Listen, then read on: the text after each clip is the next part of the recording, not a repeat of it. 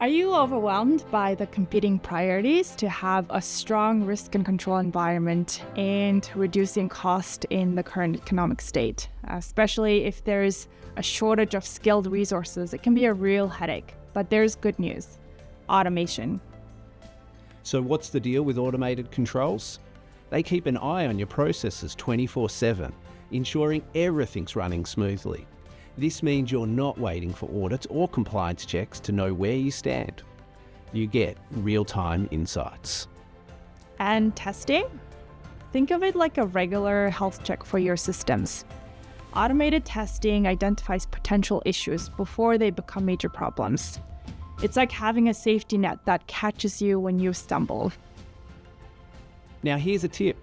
Start small, implement automated controls for one area of your business and expand from there. You'll be amazed at the efficiency you gain. In short, by integrating continuous compliance with automated controls and testing, you are building a resilient organization that is ready for anything.